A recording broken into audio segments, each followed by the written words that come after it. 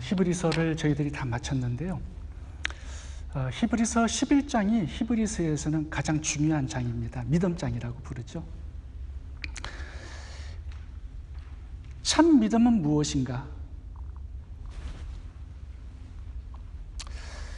참된 믿음은 내용이 있는데요.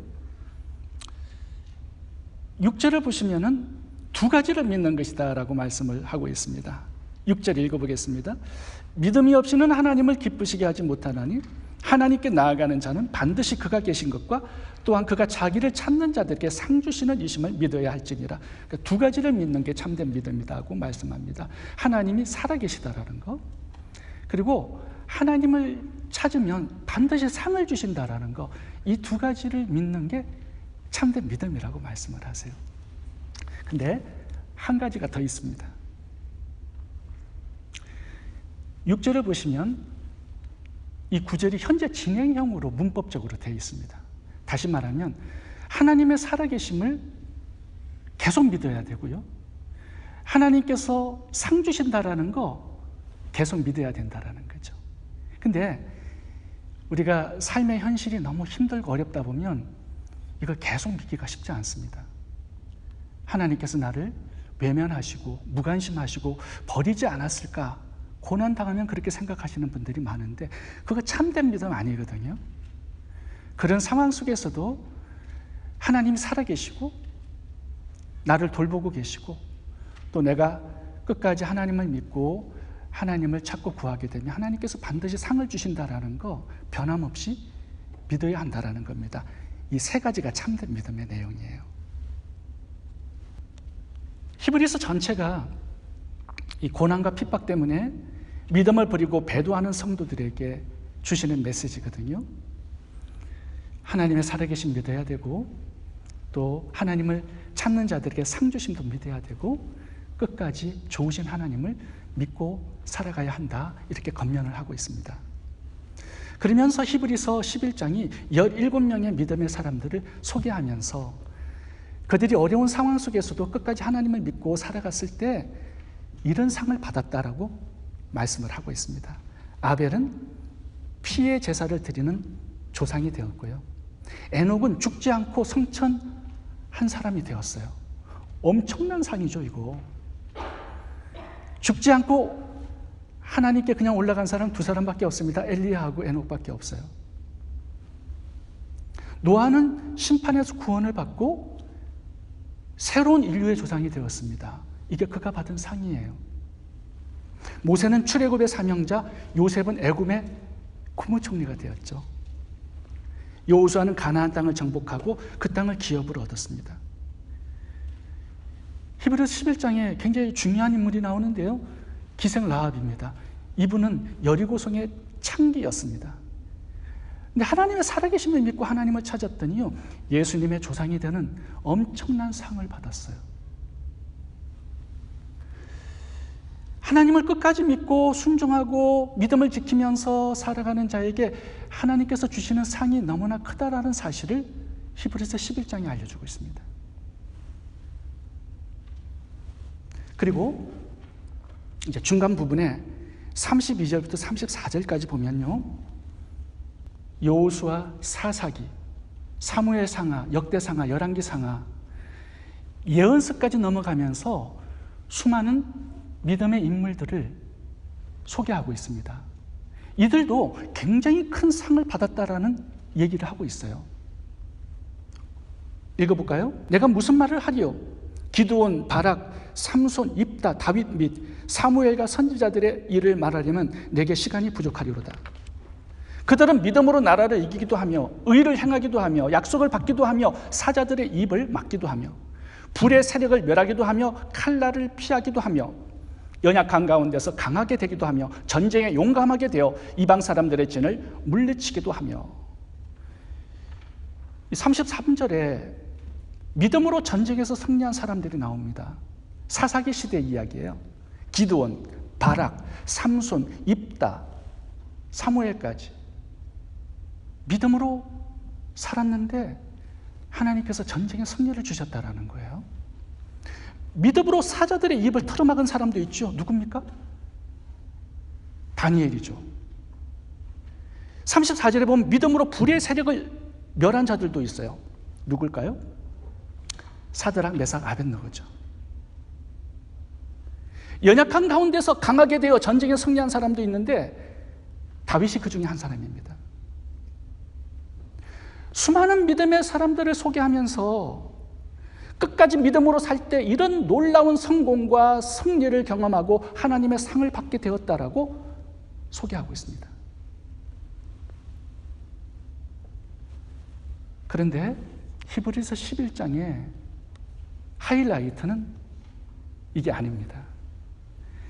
히브리서 11장에 숨은 보석과 같은 그런 중요한 구절이 나오는데요.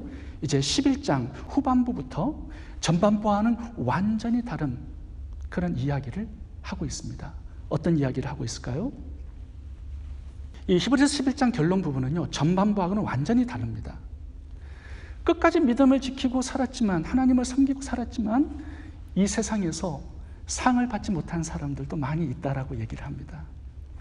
히브리서 11장은요, 우리가 별로 좋아하는 결론이 아닙니다.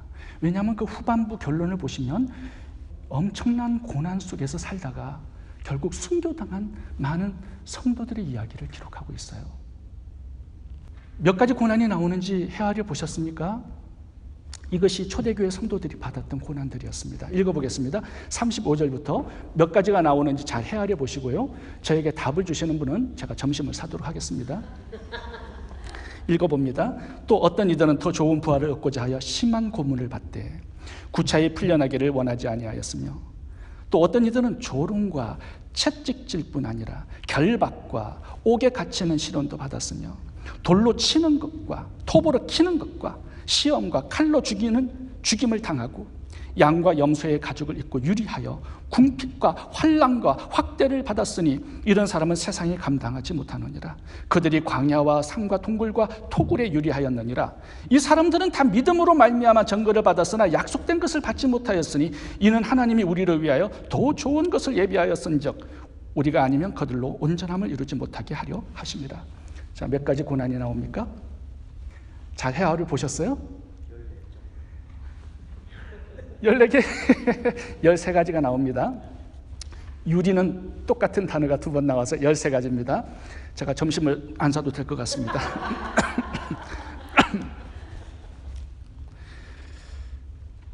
믿음의 길이, 결론이 항상 형통과 축복과 상 받는 게 아니라고 말씀하는 거죠. 때로는 망함과 고난과 핍박과 죽음일 수 있다라고 말씀을 하세요. 히브리서 11장 이 믿음장의 결론은 우리에게 되게 중요한 메시지를 하나님께서 주고 있습니다.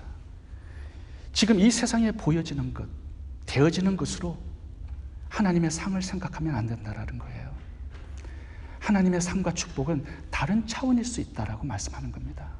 꼭 눈에 보이는 이 세상의 형통과 부요함과 성공과 출세와 어떤 부귀영화가 아닐 수 있다라고 말씀을 하세요. 우리는 다 그게 하나님 주시는 상으로 생각하지만 하나님께서는 그렇지 않다라는 거예요. 아벨을 보세요. 믿음으로 살았지만 형에게 돌 맞아 죽어요. 이게 무슨 상이라고 생각할 수 있겠습니까? 초대교회 성도들 끝까지 믿음을 지키고 핍박을 이기면서 믿음으로 살았지만 이 13가지의 고난들을 받았어요. 이거 상이라고 말하기 어렵죠. 구약의 이사야 선지자는 므낫세의 왕으로부터 톱으로 썰려 죽었습니다. 스데반은 믿음으로 살았지만 돌 맞아 죽어요. 끝까지 믿음으로 살은 그 결과가 이 세상에 어떤 부귀영화가 아닐 수 있다는 거예요. 너무 큰 기대 걸지 마세요. 우리가 모든 성도들이 다 동일한 축복, 동일한 상을 받을 수 없습니다. 그래서 히브리서 11장은 전반부와 후반부 둘을 나누어서 하나님의 상을 소개하고 있는 거예요. 우리가 보통 성도님들이 돈을 많이 벌고 사업이 번창하고 형통하면 정말 신앙생활 잘했구나, 말씀에 순종해 살았구나, 믿음이 참 좋구나 그렇게 생각하는데 아닐 수 있어요. 성도들 중에 사업이 망하고 가난하고 병들고 하는 일마다 잘 안 되고 이런 분들을 보면 참 믿음이 안 좋구나, 신앙적인 삶을 살지 않았구나, 어떤 죄를 많이 지었구나, 그렇게 판단하고 생각하는데 이게 굉장히 큰 잘못입니다. 유튜브에 보면은 간증 동영상이 많은데요, 저는 간증 동영상에 내가 하나님을 이렇게 믿고 살았더니 사업이 망하고 어렵고 가난하고 병들었다고 간증하는 분 못 봤습니다. 전부 다 예수를 믿고 11조 생활 잘하고 주일 성수 잘 지키고 구제와 전도와 선교의 사명에 헌신했더니 하나님께서 이렇게 우리의 가정과 사업을 축복해서 이렇게 수천억씩 버는 큰 기업을 이루었다, 이런 간증들 많아요. 근데 이것이 꼭 좋은 간증만은 아닙니다.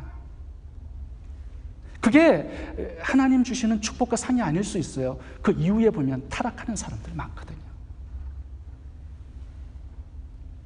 정말 하나님이 사랑하시는 믿음의 사람들에게 질병을 줄 수 있어요. 거지 나사로처럼, 욥처럼 하루아침에 모든 것 망하게 할 수 있습니다. 하나님이 사랑하시기 때문에 그렇게 상을 다른 방법으로 또 주신다라는 거죠. 성도님들이 목회자를 바라볼 때도 저처럼 이렇게 작은 목회를 하면 정말 실력 없는 목사라고 생각하는 분들이 있어요. 얼마나 설교를 못했으면 성도들이 저렇게 없을까? 얼마나 신학교를 후진대 나왔으면 저렇게 목회를 못할까? 근데 대형교회 목회자들을 보면 정말 목회를 잘한다, 하나님께 상과 복을 받았다라고 생각을 하는데 그렇지 않을 수가 있습니다. 오늘 본문을 보면 그래요. 작은 교회 목회를 하시는 분들에게 혹시 목회를 잘못한 실패한 목회자로 평가하는 그런 사람 없기를 바랍니다. 그렇다면 오늘 히브리서 11장 6절에 보시면 하나님께서 반드시 상을 주시겠다라고 약속하는데 그럼 이 약속이 잘못된 것일까요? 하나님의 말씀은 1.1핵이라도 거짓이 없습니다. 반드시 하나님의 살아계심과 하나님께서 상 주심을 믿고 끝까지 믿음을 지키고 살아갈 때 하나님은 반드시 상을 주시겠다라고 히브리서 11장 6절에 말씀하고 있어요. 그렇다면 히브리서 11장의 후반부에 13가지의 고난을 받는 사람들의 상은 무엇일까요? 그게 제가 이 히브리서를 계속 묵상하면서 참 고민이 되고 이해하기 어렵고 성도님들에게 어떻게 이 부분을 설명할 수 있을까 고민을 많이 했습니다. 왜요? 세상적인 기준으로 보면 이거는 상이 될 수 없고 복이 될 수 없기 때문에 그래요.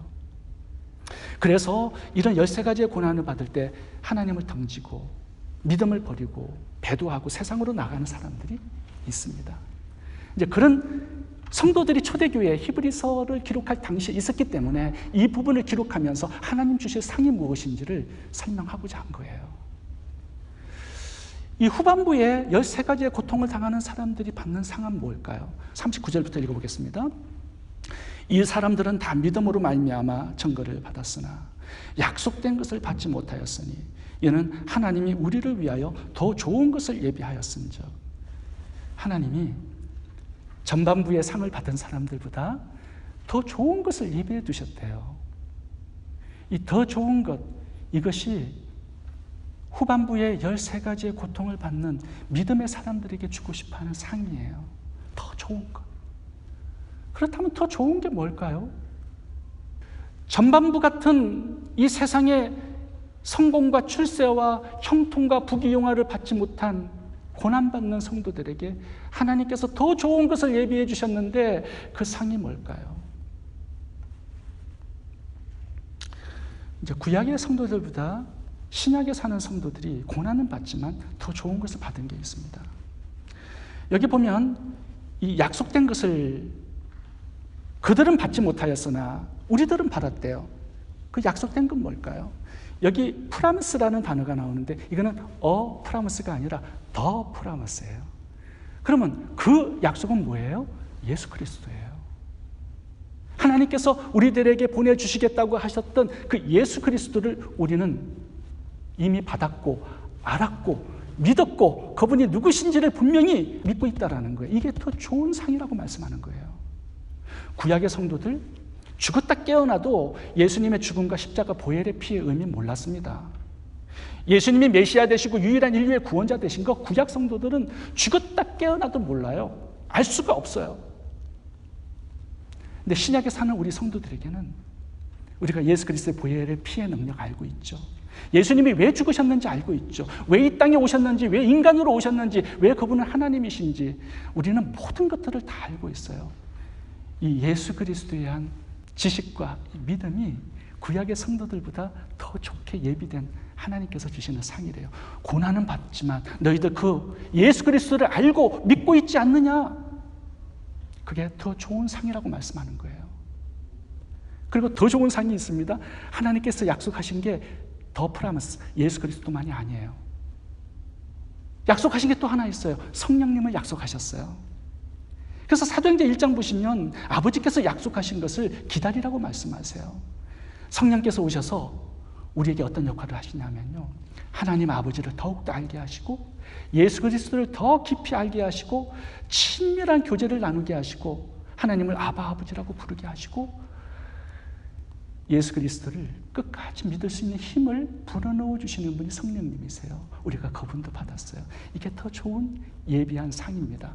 비록 힘들고 어려운 고난의 세월을 보내고 있지만 하나님께서 주신 축복이 너무 많다라는 거예요. 구약에 있는 성도들을 예수 그리스도의 신부라고 말한 적 없습니다. 하나님의 아들이라고 천국의 상속자라고 말한 적이 단 한 번도 없어요. 그러나 예수를 믿은 우리 성도들에게는 그렇게 말씀하세요. 이 신약에 사는 우리 성도들은요, 구약에 사는 성도들보다 비교가 되지 않는 많은 축복들을 받았어요. 누구 때문에? 예수 그리스도 때문에 그런 거죠. 또 하나 더 좋은 것이 있습니다. 그걸 제가 결론적으로 말씀을 드리고자 하는 것입니다. 오늘 40장의 마지막 결론 부분을 보겠습니다. 우리가 아니면 그들로 온전함을 이루지 못하게 하려 하십니다. 고난 가운데 끝까지 예수 그리스도를 믿고 그 믿음에서 살아갈 때 우리가 그 온전한 믿음을 보고 믿음이 온전해지는 사람들이 있다는 겁니다. 누굴까요? 그 누구라는 것은 알지 못합니다. 구약의 성도들은 아닐 거예요. 이미 죽었는데 어떻게 온전하게 되겠습니까? 근데 우리가 이 13가지의 고난 속에서 끝까지 믿음을 가지고 하나님을 경외하면서 살아갈 때 우리의 믿음 때문에 믿음이 온전해지는 사람들이 있고요. 또 예수 그리스도를 믿고 하나님의 자녀가 되는 사람들이 생길 것이라는 말씀을 하고 있는 것입니다. 예를 들어볼까요? 사도 바울이 초대교회가 막 부흥할 때 예수를 믿는 사람들을 잡아 죽이러 다녔습니다. 근데 초대교회가 막 부흥해서 몇만 명이 모이는 대형교회를 이루었어요. 초창기에는 그랬죠. 그때 사도 바울이 예수님을 알았던 게 아닙니다. 더 살기가 등등했어요. 근데 사도 바울이 언제 예수 그리스도를 생각해 보게 되었을까요? 언제? 그때는요, 스데반이 돌 맞아 죽는 그 상황이었어요. 얼굴이 천사와 같이 해같이 빛나는 그 모습을 보고 어떻게 돌 맞아 죽어가는 이 고통 속에서도 얼굴이 저렇게 해같이 빛날까? 어떻게 예수님을 부인하지 않고 끝까지 예수님을 믿고 순교의 상황을 맞이할 수 있을까? 사도 바울은 스데반의 죽음을 통하여서 예수 그리스도를 생각하게 되었을 겁니다. 부유한 성도들을 통하여서 세상은 충격받지 않습니다. 여러분들 자녀가 하버드 대학 갔다고 불신자들이 우리 교회에 올까요? 아마 시기와 질투가 더 나가지고 여러분들 미워하게 될 거예요. 내 자식은 왜 이렇지? 우리의 형통과 부유함과 성공과 출세를 가지고 세상은 도전받지 않아요. 근데 우리가 가난과 고난과 질병과 망함 속에서도 끝까지 예수 그리스도를 믿고 살아갈 때 세상은 도전과 충격을 받습니다. 어떻게 저렇게 살 수가 있지? 예수 그리스도가 정말로 살아계신 하나님이다라는 것을 어렴풋이 생각하게 될 것입니다. 욥기서를 봐보시면 욥은 동방의 부자였습니다. 하나님을 잘 믿고 살았기 때문에 상당히 큰 축복을 받은 거죠. 상을 받은 거죠. 근데 그 부유함의 상 때문에 누가 하나님을 만났습니까? 자기의 아내도 하나님을 만나지 못했어요. 자식들 보면 늘 근심해서 속죄의 제사를 드릴 정도였습니다. 근데 욥이 모든 걸 하루아침에 다 잃고 병들고 거지가 되고 노숙자가 되어서 7년간의 삶을 살아갔을 때 그때도 믿음을 끝까지 지키고 하나님 앞에서 살아갑니다. 세상은 그런 욥의 믿음을 통하여서 충격을 받고 도전을 받은 거예요. 그리고 욥은 욥기서를 기록했죠. 흔들리는 믿음의 사람들을 붙들어주고 그들의 믿음을 온전케 하는 하나님의 믿음의 사람으로 지금도 쓰임을 받고 있는 겁니다.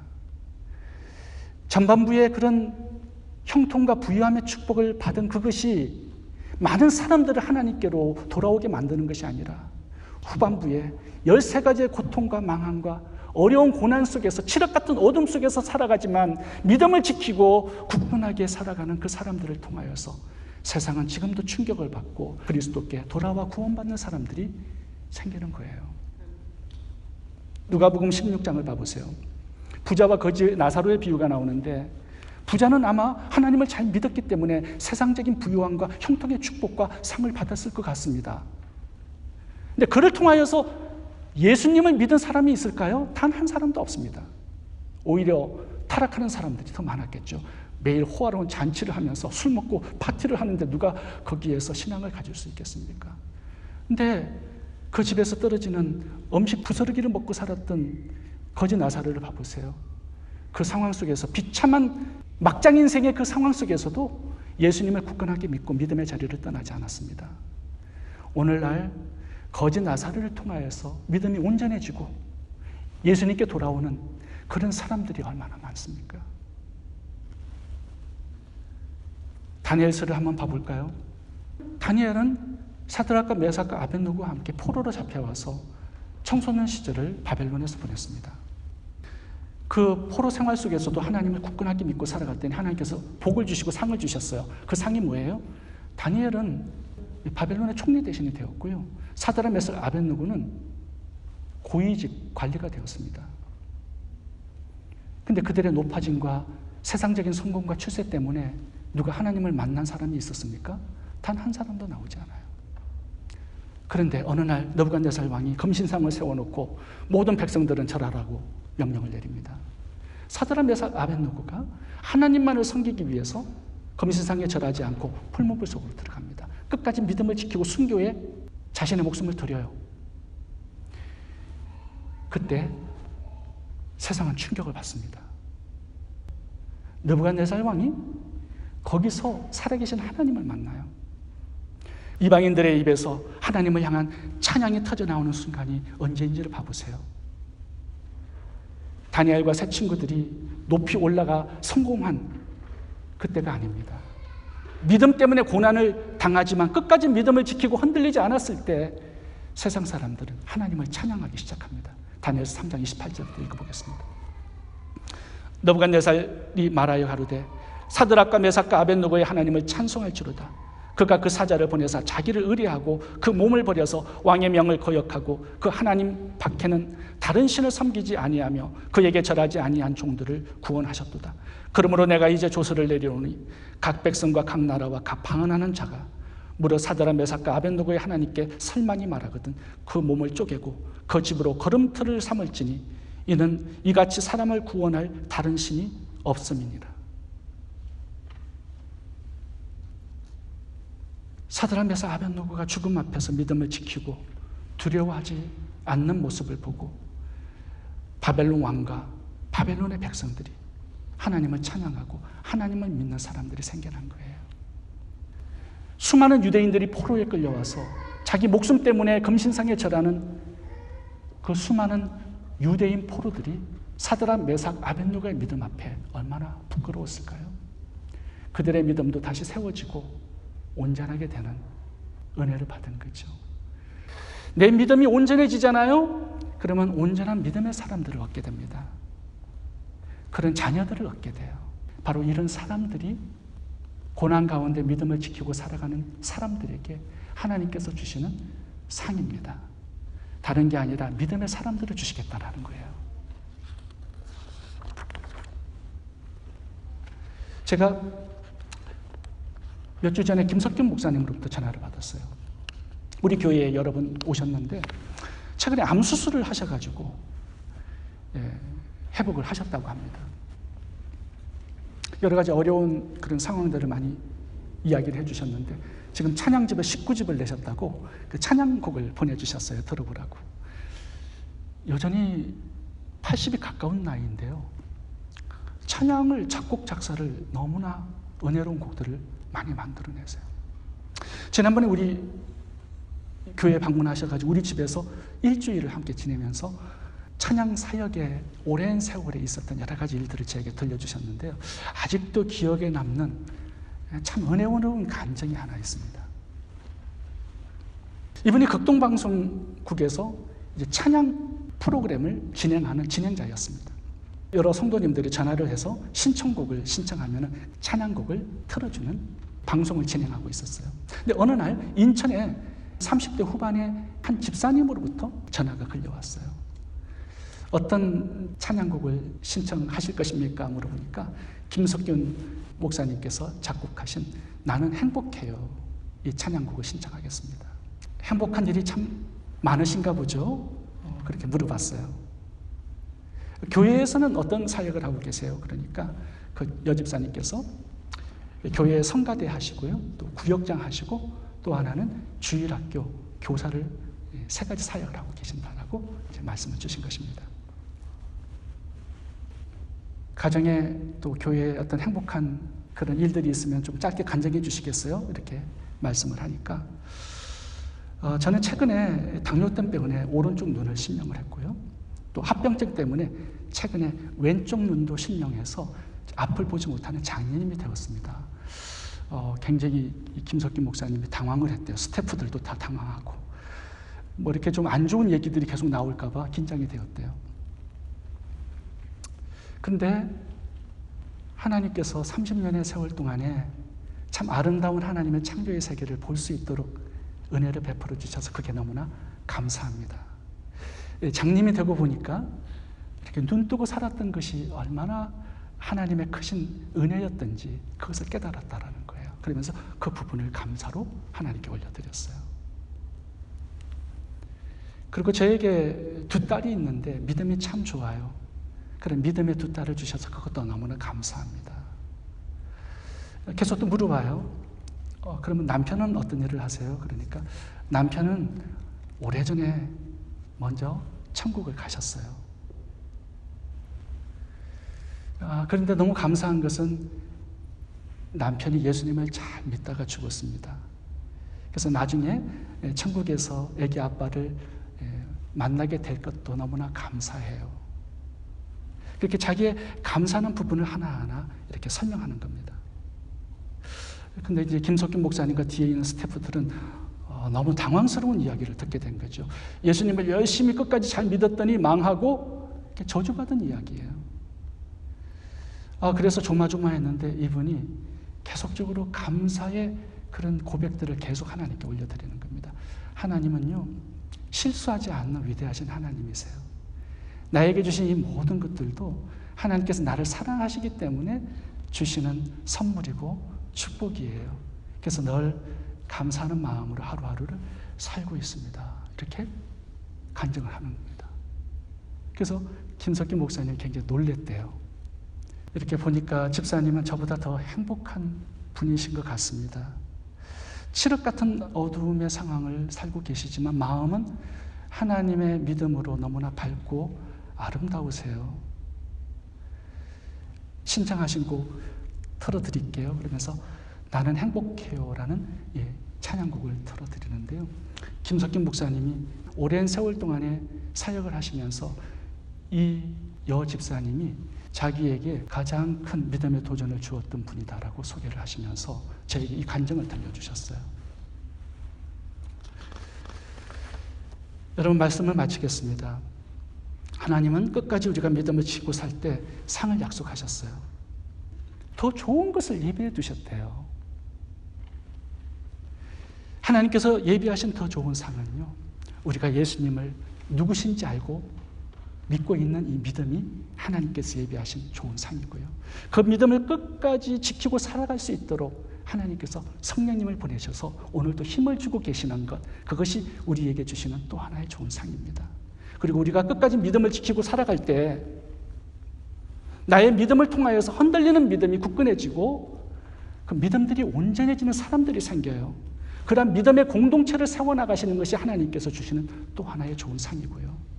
우리의 믿음을 통해서 믿음의 후손들이 세워지는 것, 그것이 우리에게 주시는 또 하나의 좋은 상입니다. 저는 여러분들이 하나님 주시는 이 세상적인 그런 부유함의 축복도 받으실 수 있기 바랍니다. 그걸 받지 못하시더라도 하나님께서 더 좋은 축복을, 상을 예비해 놓으심을 믿고 힘있게 믿음으로 승리할 수 있기를 바랍니다. 기도하겠습니다. 좋으신 하나님, 하나님께서 부유함과 성공의 상을 허락하시면 그것으로 하나님께 영광 돌리는 삶을 살겠습니다. 그러나 약속된 상을 이 땅에서 받지 못한다 할지라도 하나님께서 예비하신 더 좋은 상이 있음을 믿고 믿음이 흔들리지 않겠습니다. 비록 이 세상에서 내가 원하는 상을 받지 못해도 하나님을 사랑하며 신뢰하며 끝까지 믿음의 길을 걸어가겠습니다. 흔들리지 않는 믿음의 사람으로 끝까지 승리할 수 있도록 저희들을 붙잡아 주옵소서. 예수님 이름으로 기도합니다. 아멘.